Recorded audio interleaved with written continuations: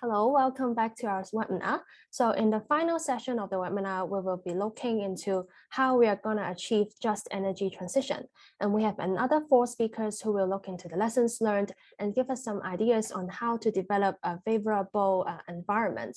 So first speaker we have is Dr. Shota Furuya, a researcher from Institute for Sustainable Energy Policies based in Tokyo. And his main research field is social acceptance of renewable energy. And he has been the co-chair of the International Renewable Energy Agency Coalition for Action Community Energy Working Group since 2018. And the second speaker we have today is Ms. Hwang Shota, and she is the chairman of Green Advocates Energy Co-operative and also the supervisor of Homemakers Union Consumers Co-operative, which she joined 29 years ago. And through her engagement in NGOs, she gained knowledge about organic farming, fair trade, and also energy resources. And the third speaker is Dr. Laurence Delina, an assistant professor of Division of Environment and Sustainability at the Hong Kong University of Science and Technology. So Dr. Delina's research interests are on sustainable development with a focus on rapid mitigation of climate change. And he recently co-edited a volume on climate change governance in Southeast Asia and consulted for the United Nations and Oxfam on energy issues. And last but not least, we also have Ms. Anjali Viswamohanan, the Senior Policy Manager of Asian Investor Group on Climate Change. Anjali has over 7 years of experience working on the energy-related climate action in Asia. And previously, she also worked with 2 leading climate think tanks. And she is also a lawyer by training and has worked with some top law firms in India on facilitating the investments into the energy sectors. So first, we will have Dr. Furuya to tell us about the situation in Japan. Thank you. Thank you for having me. My name is Shota Furuya from Institute for Sustainable Energy Policies based in Tokyo, called ICEP. And today I will talk about community-based renewable energy as a way towards just energy transition in Japan. And yeah, next. Actually, Mika is my former boss, and Asuka-san is board member of ICEP, so the world is very small in Japan. Anyway, first, I would like to share the definition of the community power, which is developed by the World Wind Energy Association in 2011 with researchers and practitioners around the world working on the community-based renewable energy. Then if we would like to promote more inclusive and community-based renewable energy, we apply this definition. It has 3 criteria. First, ownership, local ownership.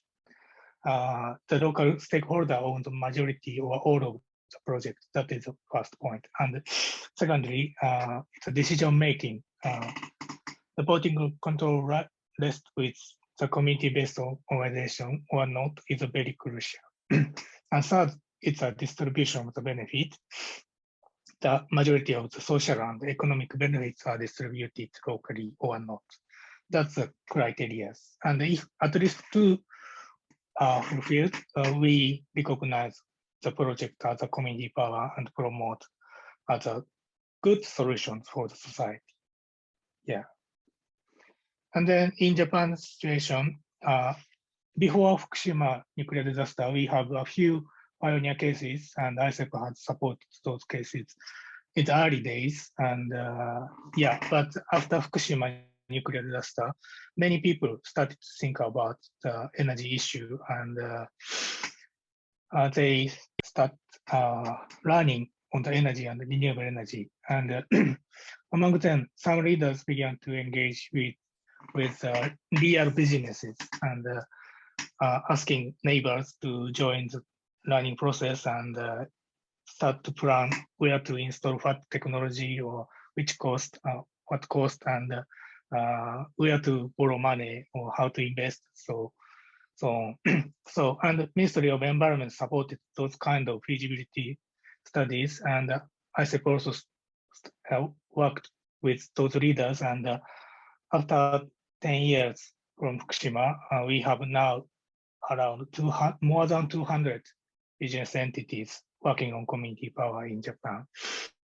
So that's, I think, great achievement, and my PhD thesis is all about it.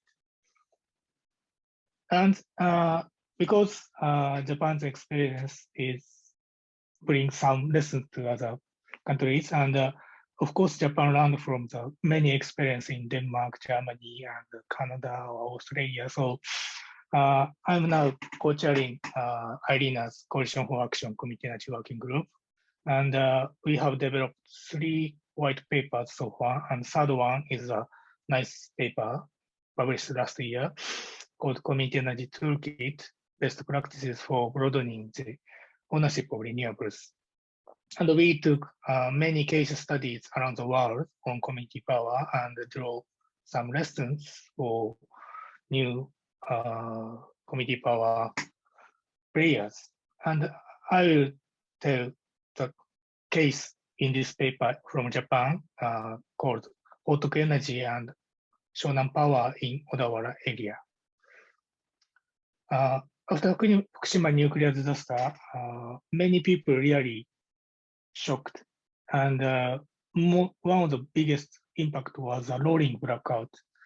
Because of the electricity shortage, TEPCO did a rolling blackout around the Kanto area, and Odawara city, the west part of Kanagawa prefecture, is also affected by that rolling blackout. And then local economic activities stagnated, and the people are really worried about the energy issue. Then mayor took the initiative, and the mayor started to do something for local energy development. Then the city administration start working how to explore, how to support communities to start something.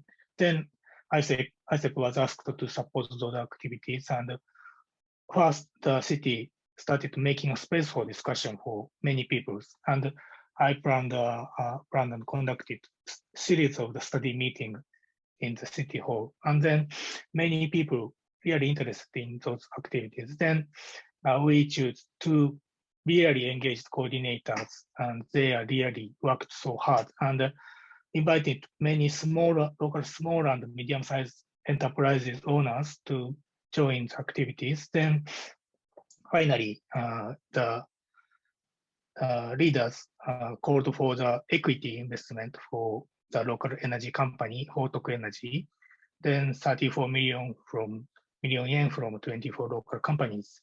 And the people named this company as Hotoku Energy. Hotoku means a kind of a philosophy, local indigenous philosophy developed by the Sontoku Ninomiya, consists of 4 pillars: Jisei, Kinro, Bundo, Suijo. It's a really good reflection of the local cultural heritage to the modern renewable energy activities. So integrating those various activities, the Hotoku Energy was established, and they installed ground-mounted solar, mega solar, and rooftop solar on the public facilities like schools. And then also local financial institution invested in this project. And also we developed a citizen fund. Ordinary people can invest in this project. And I myself is one of the investors. And every year I receive very modest benefit from this project. I'm so happy. And then this project was really successful and really community power, but not ended just developing solar project. They started to explore new business opportunities. Then in Japan, 2016, the electricity market, retail market was liberalized, and new electricity retailers coming into the market. And some retailers are focused on locally produced renewables to local consumers. So in Japanese, Chisan Chisho Denryoku. That was possible after 2016. So the local community power leaders explore opportunities, and in Odawara, they developed a very collaborative energy consortium, business consortium model. The Hotoku Energy produce solar electricity, and the Shonan Power, Shonan Denryoku, buy those electricity, and also combining other source of electricities. Shonan Power sell electricity to the local residents and business and the local government. Then customers pay electricity fee to the Shonan Power and Hotoku Energy, and also local gas companies, Furuya and Odara Gas, make a contract with agency. Then they sell, they conduct sales activities within the areas and beyond such areas. And also the interest point is that the 1% of the electricity fee is allocated to the local community development activities like festival and traditional events and disaster prevention activities, soccer and futsal sports activities and health promotion, or providing meals for kids or living lab, or support art activities by the disabled people. So this is really contributing to the local community development by locally produced renewable energy. It's a very, very well-designed business model, and I heard the people are so happy about this project. That's great. And also, they are now working on the electric vehicle car sharing models, and also many more new businesses. So it's really impressive that once solid business model was established, the activities evolve in the timeline. So it's 10 minutes, so I just going to be very briefly, and I can say some implications for just energy generation from Japanese community power activities. The community power business model enables fair distribution of the profit among local stakeholders. And also it is recommended to explore potential local stakeholders as early as possible to foster participation, commitment, and collaboration. So because renewables are new to local people, so people need to understand step by step. So it's very important to involve people in the really early stage. And also ownership and decision making are interconnected, therefore trustful relationship among stakeholders matter. Yeah, that's very important. I saw some cases failed in the human relationship in other areas, so it's really important. And as I said, once solid business model is established, often local leaders and stakeholders creatively develop new business models. So I'm supporting those activities more than decades. I'm still excited about new developments, so that's very nice. Yeah. And finally, I wrote some case stories on the web, so and in English, so you can access to some stories on the web, and maybe this presentation will be circulated later. So you can, if you are interested in the stories, just take a look. That's for me. Thank you very much. Thank you so much, Dr. Furuya, for your sharing. And then next we will have Ms. Hwang to share with us her experiences in Taiwan. Ms. Hwang, please.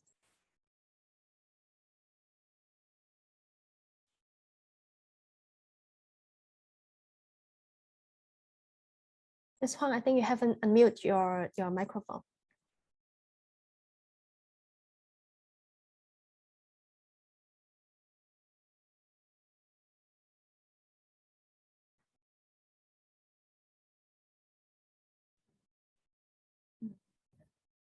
Yeah, you can try to speak now. I think you have unmuted. Okay. Well, thank you for having me into this, and I do learn a lot from all the speakers. And so today I'm sharing the Taiwan's experience is not just a listener, not just outsider. We are just participating as an individual citizens or organized as a cooperative. So here are the situation. Get to know Taiwan because in the East Asia, Just give you a brief, like we have only 2% of our energy self-sufficient rate. That means we Sorry, import. just a second, Ms. Hwang. I think you haven't shared your screen, so we cannot see your PowerPoint yet. Okay, let's see. Okay.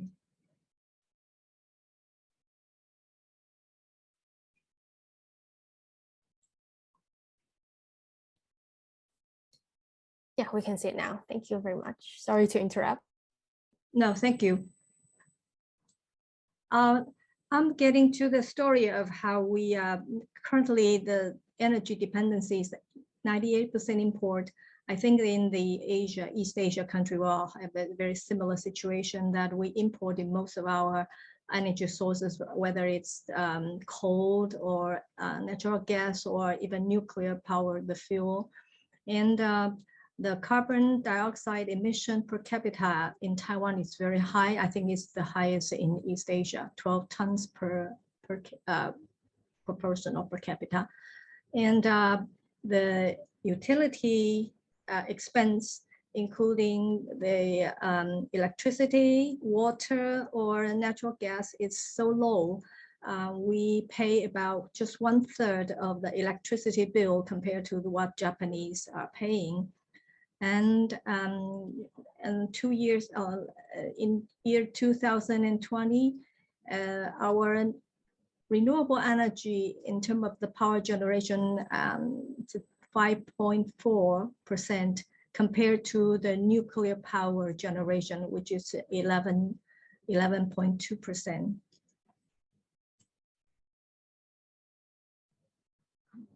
Let's see.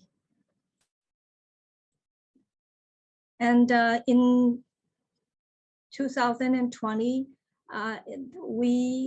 we still have 82% of our electricity generation is from fossil fuel. Although in terms of our governmental plan is trying intermediating using the natural gas to gradually replacing part of the coal generating power plant, but we still we use the most of the electricity in the summertime to combat or to sustain the heat from the sun, which make the solar power in terms of renewable energy development as a crucial in Taiwan. Now we talked about the citizens, the energy project, or what we have called the community energy project. And the feed-in tariff was introduced in the year 2009 in the Renewable Energy Development Act. And it was amended in 2019, which will pave way for the offshore wind farm and large scale of the solar farm. And for most of the citizen energy project, we still are using solar PV project, not the land-based, because you can tell the land-based project usually takes a lot of money and the sophisticated financing scheme. So the NGO will have smaller project, and there are also social enterprise which may have crowdfunding very successful project and company, but then it attract also a copycat, which is not guarantee in a way of doing business. So here we are presenting the co-op model. But okay, we're still facing a lot of legal restriction. I will come to it later. And also the bank loan wasn't easy for small cooperative. And here we are not eligible for bidding for government or public buildings project. Okay, and local government or municipality wasn't as like well established as what the previous Japanese local government have provided the opportunity. The Green Advocates Energy Co-op is the first energy co-op in Taiwan. We have a very strong link with the Homemakers Union Foundation and the Homemakers United Consumers Co-op, which is a spin-off, is a project from the Homemakers United Foundation. We call HUF compared to HUC. So from day one, we are an anti-nuclear power group among all the in an environmental group in Taiwan. And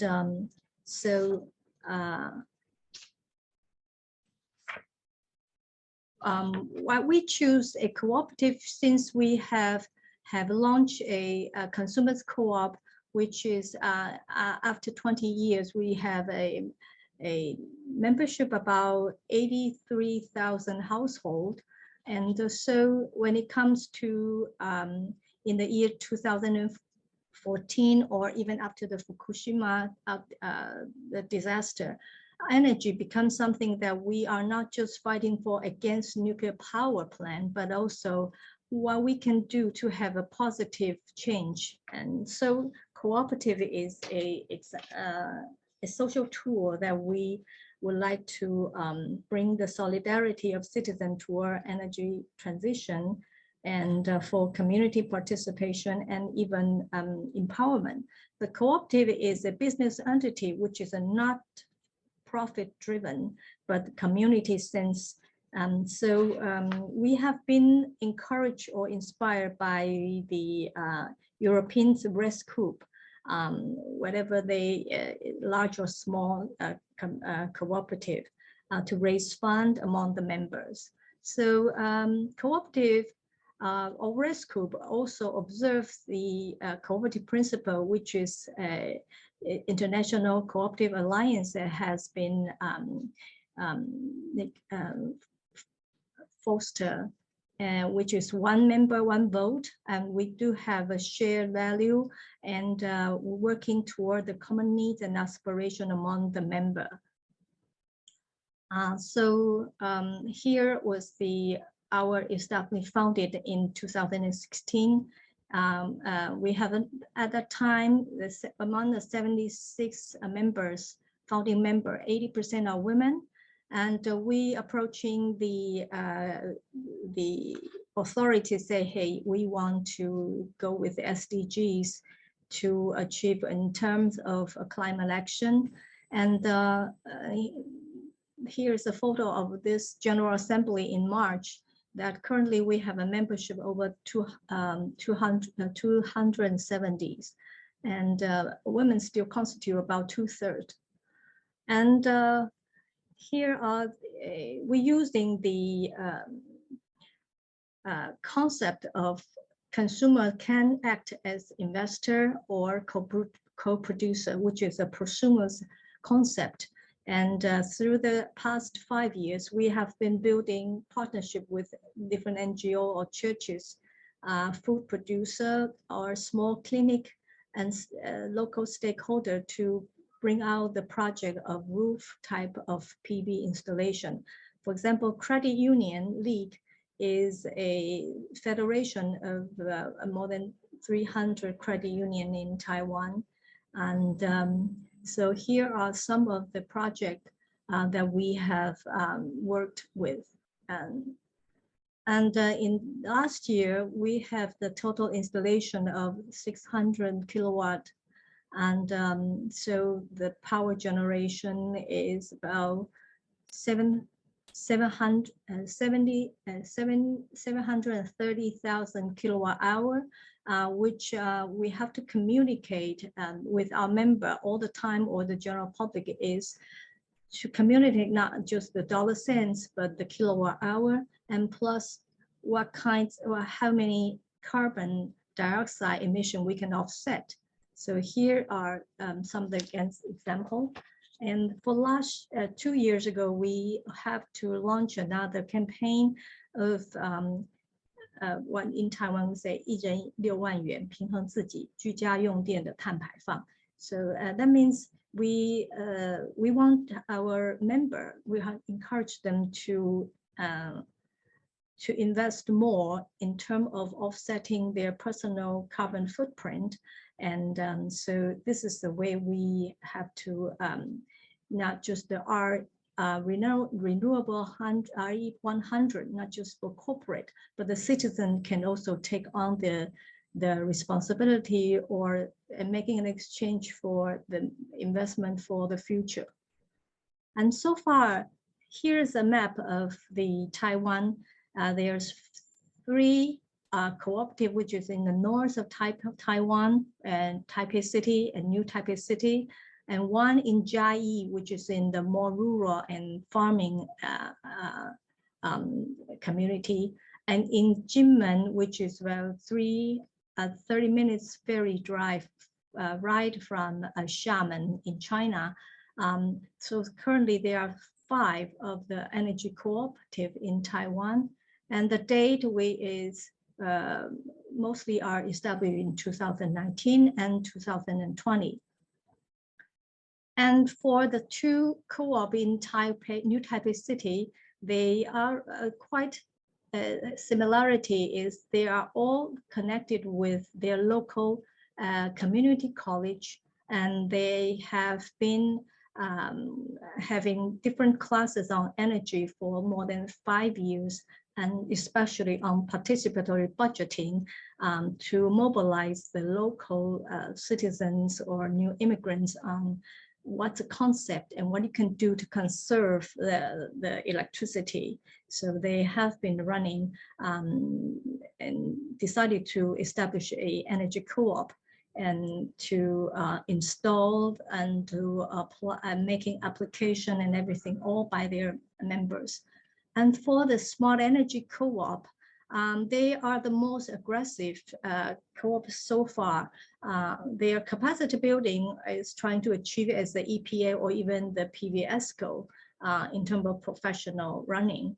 And in their farming area, they have established with their farmhouses or even their private hospital or even a larger universities, or we call the USR, the university social responsibility to making partnership with the private university to install a large solar PV in the school dorm.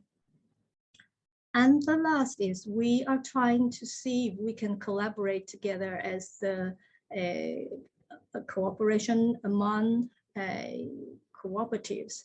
And so the REST group serve as a role model. We want to, we visit every like 3 to 4 months because of the COVID-19. We have to move some of the exchange online. And the last is not the least is we as a grassroots group, we want to bring everybody have the chance of to working together and to see the small solar project make it into possible. And these 2 are from the Jiayi. You can see they are more of an aging rural society, but still there's a way of generating people's common needs and to bring the reality, say, yes, we can do it together, and not just for our generation, but for the generation to come. Thank you for all your attention. Thank you very much, Ms. Hwang, for telling us some experience about a bottom-up approach in promoting the renewable energy. And just a quick reminder for the audience, you can type your questions in the Q&A box, and then we will go through the questions in the Q&A sessions later. And next, we will have Dr. Delina to share with us on Southeast Asia. Thank you very much. I would like to ask Ms. Hwang to please. Maybe he has some kind of connection problem. Anjali, are you able to share with us first, and then later we can go back to Dr. Delina, maybe? Sure. So Thank can I you. my screen? Is that okay? Yeah, can you try to share your screen now? Yeah, just 1 second. Can you see it? Yes, yes. Okay. Okay, thank you. So hi everyone, thank you so much for joining us today and for staying on. It's been a really long 3 hours. I'm sure that there's a lot of Zoom fatigue already. So I'll try to keep this quite quick and efficient, considering that we have hardly any time left. So thank you for inviting me to speak about the investor perspective on the just energy transition in Asia. My name is Anjali Viswamohanan. I work as a senior policy manager with the Asia Investor Group on climate change. So just before I get started, I just want to spend maybe a minute just talking about AIGCC's work. So that might give you a better context about the presentation that I'm sort of doing today. So the Asia Investor Group on Climate Change basically is an initiative that works with investors, which includes asset owners and financial institutions, on raising awareness and building capacity on the risks and opportunities associated with climate change and low carbon investing. As on date, we have over 60 plus investor members that work across 11 major Asian markets. And they sort of control over USD 35 trillion in assets as of the first quarter of 2022. And the way that we sort of work with them in building capacity and building their practice is to basically convene roundtable sessions, organize specific working group discussions on topics that are emerging for investors in this area. And then we also provide specific projects such as climate change training, and then also engage on sort of developing research and resources that are required for investors that are trying to make this transition to a world that is more adaptive to sort of climate change and making that transition. Just 1 second.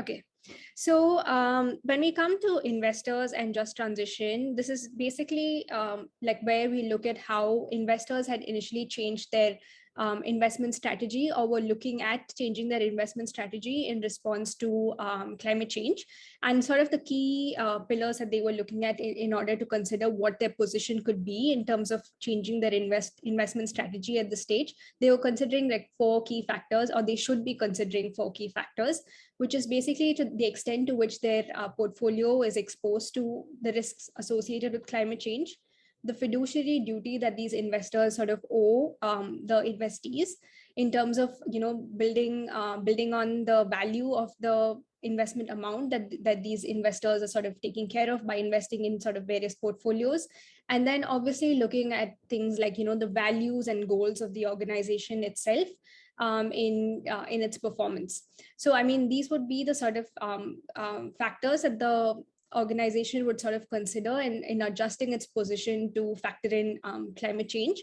And now when you bring in that factor of just transition, it sort of adds like one more layer that investors should sort of take into account when devising their strategy in respect to climate change. Because when you look at it as a whole, you can't really address the issue of a transition if you don't consider the social perspective, because that is again an added risk or an added lens that investors and all other stakeholders should be considering at this point. I mean, it's quite pertinent to note that just transition as a concept is now kind of widely accepted when we have these global discussions on climate change and the energy transition. And you see it at like every sort of global dialogue at this stage. But what we're trying to understand through this presentation is to really see where investors stand in response to the issue of just transition. So it's quite encouraging to note that over the past few years, there are some key initiatives that have been started by investors or that investors are contributing to, where just transition sort of figures prominently. So when you look at some of the initiatives in the past few years, it's this, there's a UN Principles for Responsible Investment. They had put out a statement of investor commitment to support a just transition on climate change a few years back. And this statement was supported by 161 institutional investors with over USD 10.2 trillion in assets. And they sort of look at working on just transition through the mechanisms of capital allocation, investment strategies, and policy advocacy positioning. So I can sort of touch upon this in the slide, in the next slide, but just to move on. And also just last year, there was the Global Investor Statement on climate change that was signed by 457 investors that represent over 41 trillion USD in assets that asked governments to sort of factor in just transitions in their plans for responding to climate change or developing their transition plan. So, I mean, I think these are really encouraging steps to note that investors are really trying to play a part in this whole discussion on just transition as well. So now I think this would sort of be like the part of the presentation that looks at like what we could sort of expect or what could sort of help further investor action on just transition. So this is a matrix that was developed by a partner organization that works quite closely with AIGCC, which is the Investor Group on Climate Change. And this is a report that had come out early last year. And I feel like most of the investors that are discussing taking action on sort of just transition sort of looks at it from this lens of sort of 5 key actions. And I'll sort of club them in a way to sort of make it easier to understand. So, I mean, when you look at what investors could primarily do, it's essentially, you would think that it was primarily investment strategy and capital allocation, as we discussed in the previous slide as well. So investors basically have money to invest. And when you bring in like these additional factors of climate change and just transition, these are additional factors or additional lenses that investors will use to sort of identify risks and opportunities in investments and allocate capital accordingly. And also to make these investments more effective, investors should try and engage more with the community or the extended stakeholders that form a part of the projects that they're investing in to sort of understand these risks better. So in parallel to that, investors need to engage closely with governments as well on policy, because I mean, as you look at policy development in Asia, it's still in a very nascent stage where several organizations that have presented today are talking about the issue of just transition. But I mean, in terms of actual policy, I mean, there is still a lot to be done. And investors as a key player in how climate change would sort of affect a lot of our communities and how investors could sort of work towards that, there is a need for investors to sort of bridge that gap on policy. So I mean, there is a key role that investors can play in advocacy. And so if you look at some of the developments that have taken place in the Asian region, so for example, introduction of things like transition bonds, where we look at like what the necessity for companies that are looking to do the energy transition, but to factor in all of the pertinent aspects associated with that transition, it's important to have that mechanism where investors can sort of contribute money to sort of help that transition. And so that's where the whole concept of transition finance and transition bonds come in, and that comes in through some form of investor advocacy. So basically this whole concept of investment strategy and advocacy sort of go hand in hand, and they could sort of help each other grow. And then when you look at the 3 other factors of corporate engagement, impact measurement and evaluation, and disclosure, this is primarily how investors could engage more closely with the companies that they have invested in. And this is kind of the biggest role I feel that investors can play in the whole aspect of just transition. So sort of realizing that, investors have a stewardship role when they engage with the corporates that they have invested in, asking them to sort of develop a long-term transition plan where social factors like just transition needs to figure quite prominently, just to ensure that corporates are able to engage broadly with the stakeholders where, their operations are, is quite essential. And investors have a key role in sort of encouraging corporates to do that. And then once corporates have set themselves like a target of, how they could possibly engage with the key stakeholders that would include workers and communities, it is important for investors to either develop frameworks themselves or to use frameworks that are available in the public domain on how these companies that they engage with could sort of report through data on what their progress has been in terms of actually factoring in things like just transition in the way that they are changing their strategy in response to an issue like climate change. And then lastly, on disclosure, as you may know, disclosure on climate related issues is something that has been picking up of late in the Asian region as well, where governments are mandating companies and all entities to sort of disclose to what extent their businesses would be impacted by an issue like climate change. So this is one way of raising awareness and then also encouraging companies to sort of react to this risk assessment. So I mean, so right now, I think the most popular standard that's being used for disclosure is the Task Force on Climate-Related Financial Disclosures.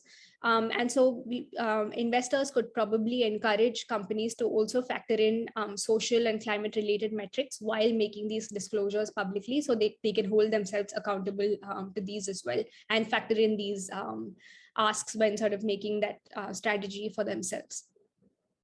So now, finally, I think this is one slide I wanted to sort of touch upon, just to show, to what extent we're sort of seeing progress on this, on the aspect that I discussed in the last slide. So this is so benchmarking companies is a trend that's sort of like picked up recently. It is basically a method where you sort of evaluate companies' performance on different parameters to encourage investors, or to give investors a signal as to how companies are performing on these parameters in relation to each other. So investors are able to make a better decision as to where the money should be going. So Climate Action 100 Plus is an initiative that AIGCC works closely with in the Asian region. And so the Climate Action 100 Plus initiative had developed a net zero company benchmark in 2021. And it was sort of done to sort of realize what companies' performance has been on like three main aspects, which is emission reductions, governance, and disclosure. And interestingly, a beta indicator on just transition was added in the report that was released this year, which means that the factors of that indicator was sort of disclosed, but companies this year haven't been assessed on this parameter as yet. But it is interesting to understand what constitutes this indicator. So, I mean, in terms of metrics that the company would be evaluated against, it's basically to look at whether companies have acknowledged that there is an issue of just transition. So the first sub indicator would be acknowledgement. The second one would be to sort of commit to, incorporating the just transition principles in the way that the company sort of functions. Then the third one would be to engage, so that companies sort of commit to engage with its stakeholders on just transition issues. And then finally, to take action, which would be to commit to a decarbonization strategy in line with just transition principles. So, I mean, you can see how, like, things are progressing on the scale to sort of just factor in the whole aspect of just transition in the whole dialogue between investors and companies. And these are some sort of metrics that are being developed. So, I mean, I think I would like to stop here. I hope this presentation was informative to sort of understand where the discussion on just transition has been in the investor community. And I hope I've covered most of it with this presentation. If you have any questions, I'm happy to answer it. If you could email me, or please feel free to reach out through our website. Thank you. Thank you very much, Anjali, for sharing with us the perspectives of investors. And just a few words to the audience, we will extend the webinar to a bit like 15 minutes, I guess. And I'm glad to see Dr. Delina back to us, and I will pass the floor to you. Well, thank you so much, Ingrid. So my name is Laurence. I'm a professor at the Hong Kong University of Science and Technology Division of Environment and Sustainability. So from earlier talks on Taiwan and what's happening in Japan, I'll bring you in a regional perspective. So just south of Hong Kong, Southeast Asian region. So how could the region actually move towards a just energy transition? So highlighting the word just there, because we're talking about a just and a fair energy transition. So just to give you a little bit of a background, so energy consumption in the region had been increasing during the last 10 years, and majority of this are coming from fossil fuels. So oil, coal, and gas are still king in the region, but we see a little bit of contributions from renewable energy. This is despite the fact that Southeast Asia is very blessed with solar potential as well as a wind energy potential. So solar potential is almost possible throughout the 10 countries that make up the ASEAN. And for wind resource potential, the potential is high in the coast of Vietnam and in the northern part of the Philippines. There is also already models that says that a vision for 100% wind, water, and solar energy for all energy purposes, so not only for electricity, but also for transport, for heating, cooling, and industries, is possible for the different countries in Southeast Asia by 2050. So this slide here shows an output from the Solutions Project. It was modeled by the Stanford Group, where Southeast Asian countries can actually move towards 100% renewable energy system. However, there has been less ambition in terms of renewable energy targets in the region. So this slide here shows how minimal actually the renewable energy targets among major countries or all countries in Southeast Asia, despite the fact that it is abundant in especially solar resources. Coal-fired power plants, as I've mentioned earlier, had remained the energy generation system of use during the last decade. However, in 2 years ago, solar and wind capacity additions have become more prominent in number versus new coal-fired power plants. Vietnam, which is currently holds most of these new RE additions, is a fascinating case. So during the pandemic, in the start of the pandemic in 2020, Vietnam has put up feed-in tariff that is very, very competitive, and it made solar capacity installations really reach its high in the country. But not only Vietnam, we also saw a number of strides in terms of solar deployment in Myanmar and Malaysia. Wind energy is also fast becoming an energy system of choice, especially in Vietnam. So I've shown you a slide earlier that Vietnam is actually very rich in wind resources. So this is one of the major country in Southeast Asia, where we can see a lot of wind energy potential, and that potential has already been started to be tapped. Professor Daphne Ma has mentioned about electricity market structures earlier as a key barrier for just energy transition. So in the region in Southeast Asia, we have at least four different types of market structures. So vertically integrated regulated utility in Brunei, single buyer model with IPPs in countries in continental Southeast Asia. But we also have a wholesale market in the Philippines, Singapore, and Vietnam, and retail competition in Philippines and Singapore. So as you can see, only Philippines and Singapore plus Vietnam, if we can consider it, are actually open for participation from the private sector.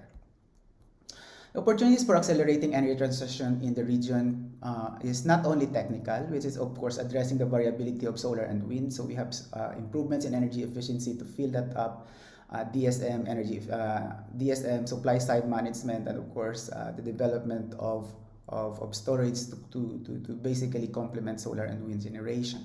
But in addition, non-technical strategies are also very important to accelerate energy transition in the region. So we need to have national transition plans, and in the case of the ASEAN, regional cooperation. So there has been a mechanism for that. It's available for like 15 years or 20 years. It's also an imperative to change energy business models, so to open up markets as much as possible. So as I've mentioned earlier, only Philippines, Singapore, and Vietnam have this open energy markets. Funding strategy is important, so Anjali's talk about that earlier. So green finance, transition bonds are very, very important because the transition needs a lot of capitalization. And in the context of just energy transition, participation strategy is very, very important. So opening the energy sector to citizen participation, which many of the previous talks have already mentioned or touched upon. So energy transition is inevitable, so it will happen. We will definitely move out of the fossil fuel system towards more renewables, but it can perpetuate pre-existing sets of winners and losers. So winners in the transition are those who will benefit from these renewable energy systems, reduced emissions, employment and innovation, many opportunities that accompany the transition. So the talk about from Japan and from Taiwan earlier showed who the winners are. But there are also important actors that may bear the burden or lack access to the opportunities presented by the renewable energy transition, and this can be the losers of the transition. So we have to ask ourselves, when we are doing this energy transition, we're processing it, what are the potential adverse consequences of the transition, particularly to specific communities and socioeconomic groups? I think there has been a question raised earlier about this.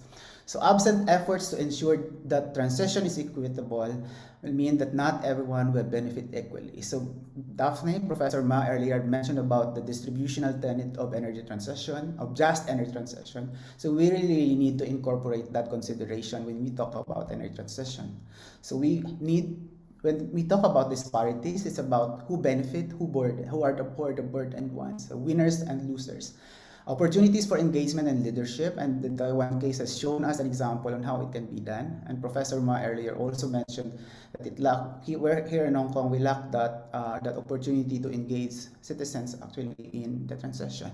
The effects to low-income communities can also lead to some disparities in the transition, particularly those who have been for a long time have been victims of air, land, and water pollution due to fossil fuel systems.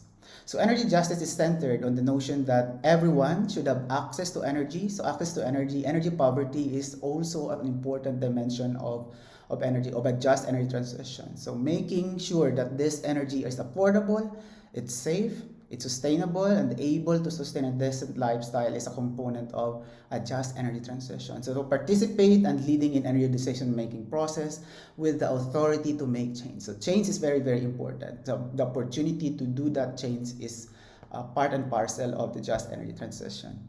So government and other stakeholders such as nonprofits and private industry must work to redistribute the welfare to address that undue burden, to provide energy access for all, and provide an adequate safety net for all population, especially those most marginalized or burdened, particularly in the case of rising cost of electricity due to the energy transition. So how we can pursue that energy transition is basically to acknowledge and understand that the transition has adverse effects to citizens, to households, and to communities. So disproportionate burden is about the negative externalities of different infrastructures. And wanted land use also disproportionately affect communities. So there has been a question about land space requirements for the energy transition. And most of the time, lower income populations experience more of those burdens. So if we do energy transition, we have to really look at how we can address the disproportionate burden. Lack of access to energy transition opportunities, so make sure that the losers remain not the losers. So we have to provide new employment opportunities for those for people who might lost their jobs from carbon emitting sectors. So women also we also need to put more women in energy jobs. It's not only we do not need only men engineers. We also need women renewable energy engineers. And this is very, very important, and I think this was already highlighted by Professor Ma earlier, involvement in decision-making process, which is related to another tenet of energy justice, procedural justice. So access to advanced, low-carbon, and efficient tech. So we have to make sure that this access is universal, because at the moment, it is exclusively seized by those who have higher income. Because RE, although it has already dropped in cost in many places, it still has high upfront costs in many countries in Southeast Asia. So as a conclusion, we really have to think about these three questions when looking at or thinking about just energy transition. Who suffers and to what degree their suffering is? Where are they located? Place-based energy justice considerations. And of course, what are the potential solutions and what could be the impact of the solutions? It's not only about provision of that solution, but also thinking ahead of how could that potential solutions can even aggravate the marginalization, the existing marginalization of people's communities. So with that, thank you so much. If you have questions, please feel free to send me an email, lld@usd.hk. Thank you so much. Thank you very much, Dr. Delina. And now we'll have a very short Q&A session. I see there's questions for Anjali. And are you typing the answers or do you want to answer verbally? I'm typing the answers, but I can just give sort of like a quick verbal response if that's okay. Yeah, sure. Yeah, so I mean, I can just quickly answer both the questions. So the question on whether you know, to what extent are investors weighing financial risks and factors required? I mean, I think as increasingly investors become more aware of the impact of, say, the physical risks of climate change on their projects, the more that they realize that they need to invest in aspects such as, like, you know, things related to the transition to sort of help protect the assets that they've invested in, and in that process they would sort of protect the capital that they've invested in these projects. So I mean, in that context, things like transition finance really comes into the picture, because investors increasingly are realizing how their projects, their supply chains, and everything associated with the projects that they've invested in, which would include things like external stakeholders, employees, are going to be affected by climate change. And so the region that we live in is going to be, I mean, if you look at the working group report that came out last week, it shows you to what extent the region itself will be impacted by climate change. And so like with increasing awareness on that front, investors are also willing to look at other aspects apart from profit. And that's quite a sort of positive move that we see when we are engaging with investors. Now, on the second question on transparency, I would say that, like, if investors are openly investing in climate finance, which would include things like green bonds, transition bonds, it would be in their interest to sort of be as transparent about it. I mean, because it sort of like puts you in a good light, like, showing that, you are invested in the global transition on climate.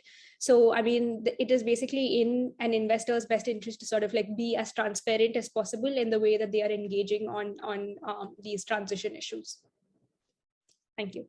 Thank you. And there's one more question on what's the role of carbon pricing in just energy transition, and what is the optimum carbon price to phase out coal power plants? Do you have any ideas on this issue? I guess maybe Secondly from the previous session can better answer this question, and I will leave to the rest of the speakers and see if anyone can answer in text. And one more thing I would like to ask, maybe probably for Dr. Furuya and Ms. Hwang, that because you mentioned some bottom-up approach in promoting renewable energy. So I wonder what social or political environment do we need to encourage such bottom-up approach from different sectors? Yeah, the political initiative is very crucial to start up new community power project, and especially mayor is a key person to encourage the people to start working, and also it is often overlooked, but the city government or local government, the bureaucracy is really big barriers, because they are cut into the silos and very difficult to work with other sections, and also financial sectors are not so much willing to do new things. So, but creating kind of a sandbox and try to do small experiment with local various stakeholders, that is very important to start new things, I think. Yeah. Thank you, Dr. Furuya. And Ms. Hwang, do you have anything to add, or other speakers, do you have anything to add? I think the people in the local community, when you have to have a bonding first. For example, in Taiwan, at least three of the co-op that I know, they either have a very vital community association, which have a bonding those local together, and usually they have a run project already. For example, they have maybe having a community college, so there are courses and activities that going on in a thematic way year by year. One of the community development association, they have run a lot of the senior citizens daycare center, or they have run in an agricultural region. So they are, in Japanese they call the matsuri. They have local activity, seasonal. So that would be crucial when you want to engage people together. They have a common bond already. Well, that's what I have observed. But the municipalities or the local governments, what their role can be, we are trying to navigate or trying to break through the barrier and creating a new dialogue with the local government, because you tend to be very conservative. Yeah. Thank you, Ms. Hwang. I see that Dr. Delina just unmuted your microphone. Do you have something to add?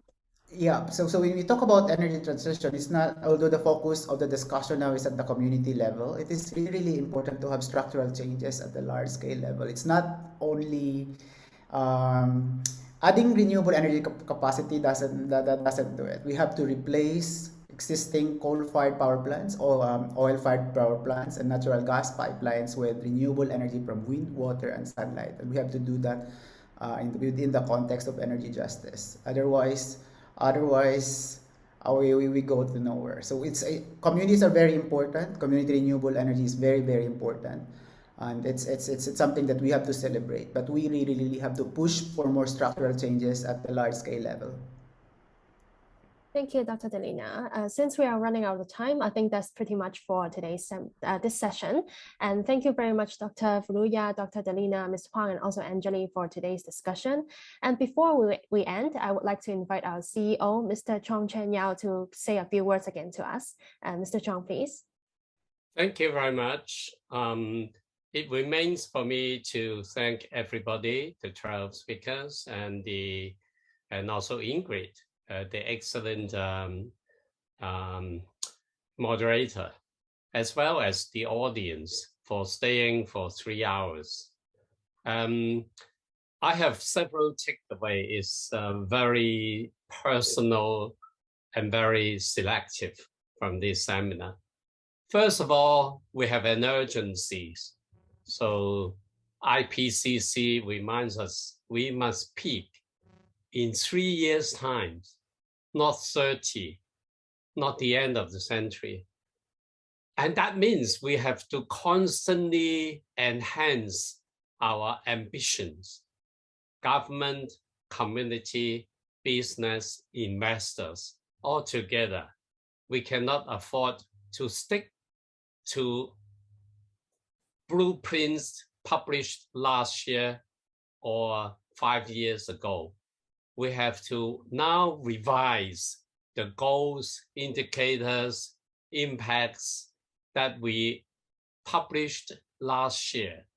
So this is accelerating, not just speeding up, but accelerating. And number two, this is justice. This is about justice. So while we need to replace coal, defossilize, we have to think about the 3 million coal workers in China alone and many others in Indonesia and other places. And we have to think about how to share the benefits of renewable energies to many citizens and not just those who own a rooftop. And we have to think about how to distribute the impact of renewable energy to everybody.